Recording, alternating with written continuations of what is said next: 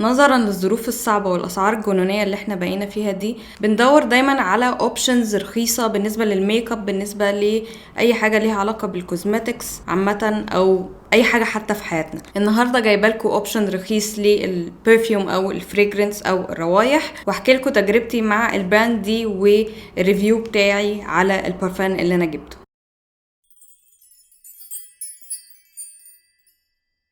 طيب مبدئيا كده انا محتاجه اقول ان الفيديو ده مش سبونسرد، البراند ما تعرفش انا مين اصلا ولا ان انا بعمل الفيديو ده. انا حبيت اشارك تجربتي الشخصيه علشان فعلا حسيت انها ممكن تفرق مع حد. انا واحده عامه يعني مش بشتري برفانات كتير، بشتري برفان غالي لما كنت بقدر، وبشتري برفان غالي يقعد معايا سنين، فترات طويله قوي.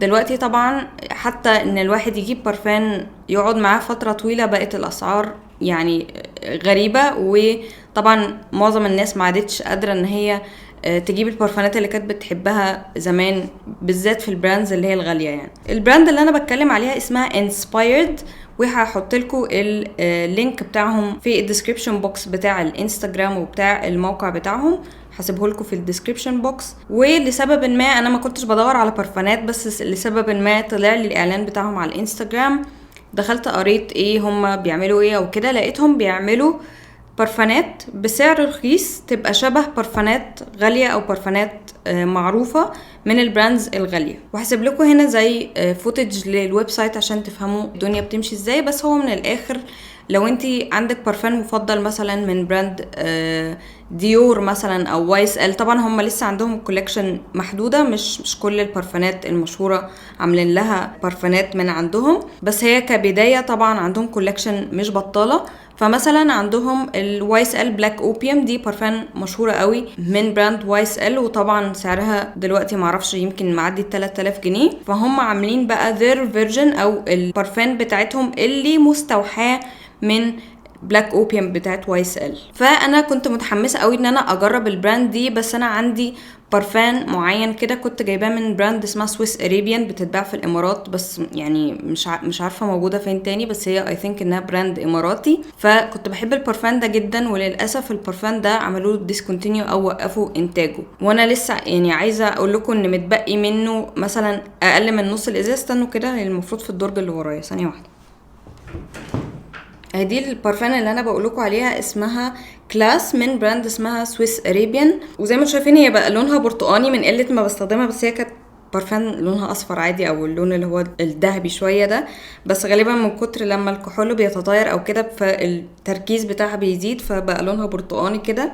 البرفان ده بجد يا جماعه نفسي اخليكم تشموه، بس بجد خطير. وللاسف زي ما بقول لكم البراند وقفت انتاجه، فانا هحافظ على شويه دول للابد غالبا لحد ما الاقي حاجه شبهها. طبعا انا بعت للبراند، انا عارفه ان دي حكايه منفصله على البراند اللي انا بقول لكم عليها، بس بعت للبراند بتاعت سويس اريبيان فبسالهم طب ايه البديل للكلاس دي، فرشحوا لي واحده ثانيه. طبعا لسه ما جربتهاش، بس عشان انا مش قادره استغنى عن دي، فلحد دلوقتي ما جربتش البديل بتاعها او اللي هم طلعوها بدل دي.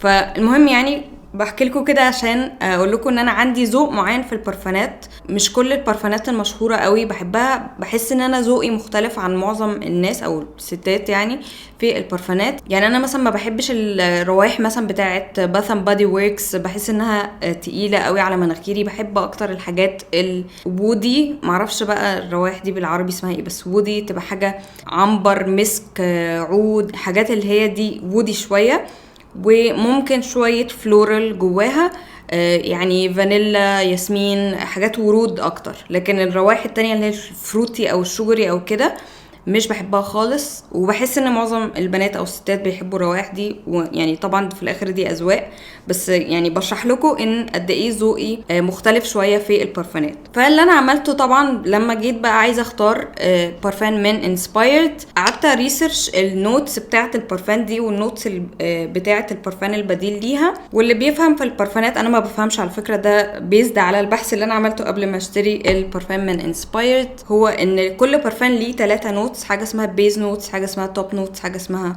مش عارف ايه نوتس، يعني 3 انواع. بيزيكلي معناها ان يعني في اي ثينك التوب نوتس دي اول ريحه بتشميها لما البرفان بتترش، وبعد كده في الميدل نوتس دي اللي هي لما البرفان يقعد فتره اطول شويه، لكن البيز نوتس غالبا هي الريحه اللي هي بتفضل بقى مستمره لمده اطول. فانا لما بقى دورت لقيت البارفان بتاع كلاس ده اسمه امبر فلورال، اللي هو في الاخر اللي انا شرحته لكم، اللي هو شويه حاجات وودي مع ورد. المهم بعد بحث طويل جدا استقريت على واحدة من انسبايرد، وهي طلعت البديل او اللي شبه بارفان اسمه اولمبيا تقريبا من باكو رابان. خليني اكشلي بقى اوريكم، هحط لكم هنا الخطوات اللي انتوا بتعملوها علشان تعملوا اوردر للبارفان. من الاخر بتشوفوا زي ما قلت لكم النوتس، بعد كده بتختاروا البارفان، بعد كده بيبقى مكتوب تحت كل بارفان هو بيبقى مستوحى من انهي بارفان الاصلي او اللي هو الغالي،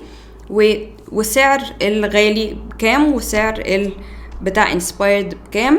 وبعد كده بتعملوا الاوردر وبيجيلكوا بقى العلبة اللطيفة دي، علبة كرتون لونها اسود ومكتوب The Common Sense in Sense وبراند انسبايرد هنا تحت. ألذ حاجة بيعملوها بقى هي انهم بيبعتوا زي سامبل سايز كده، تفتحوه هو الاول تجربوا البارفان، شمتوه عجبكم حلو تقدروا تفتحوا الازازه الكبيره، ما عجبتكوش تقدروا قبل ما تشيلوا السيل ده من البارفان تقدروا ترجعوا البارفان لو ما عجبتكوش، ولو عايزين بقى تجيبوا واحد تاني او كده. عشان كده ألذ حاجه عاملينها موضوع السامبل ده، بصراحه فكره عبقريه. وعايزه اقول لكم انا بقالي حوالي شهر بستخدم بتاع السامبل الصغيره دي، وزي ما انتم شايفين هي لسه فيها تقريبا ربعها او التلتها الاخير. انا عايزه اقول لكم بجد البارفان يا جماعه بتقعد تقريبا بال3 ايام ما بتتحركش من على جسمي او من على الهدوم، رهيبه يعني فعلا الثبات خطير. الريحه نفسها زي ما قلت لكم امبر فلور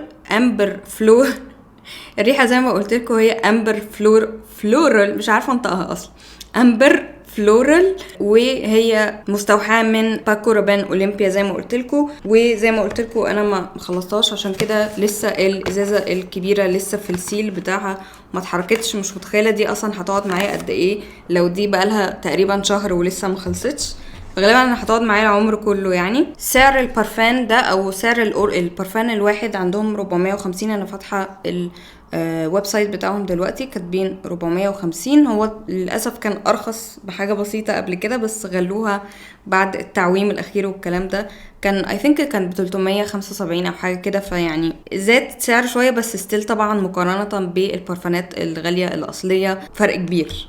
ولو هي هتقعد الوقت ده كله فلا فعلا استثمروا فيها بجد خطيره. وطبعا في حريمي ورجالي.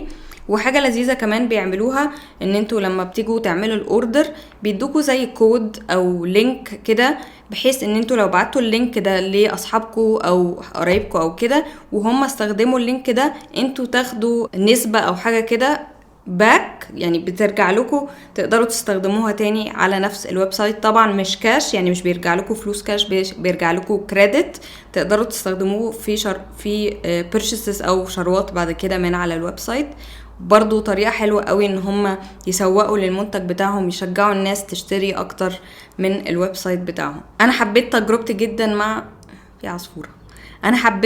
جدا مع براند انسبايرد، وبجد انا عارفة قد ايه الواحد بيعاني دلوقتي من الاسعار بشكل جنوني، بس لو انتوا نفسكم في برفانات حلوه بجد ارشح لكم تشتروا البرفان بتاعكم من انسبايرد وتجربوا. بس قبل ما تعملوا كده شوفوا ايه البرفانات اللي انتوا بتحبوها اصلا، شوفوا النوتس بتاعتها ايه علشان تقدروا تختاروا البرفان من على انسبايرد بيزد على الحاجات اللي انتوا بتحبوها في البرفان. وزي ما قلت لكم تقدروا تستخدموا السامبل الاول قبل ما تفتحوا الازازه الكبيره، ولو ما عجبتكوش تقدروا ترجعوه. لو حابين هسيب لكم اللينك اللي هم باعتينهولي ده اللي انا باخد منه كاش باك او مش فاكره اسمها ايه، كوميشن او كده، اللي انا اقدر استخدمها بعد كده لو انتوا حابين.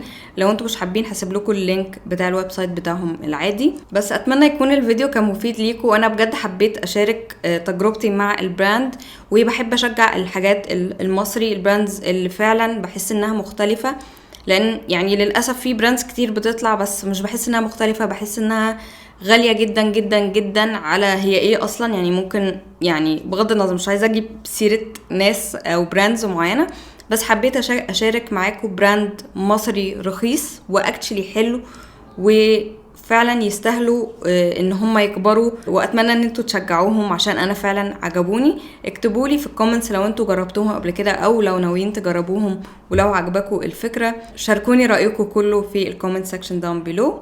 Thank you so much for watching and I'll see you in my next video. Bye.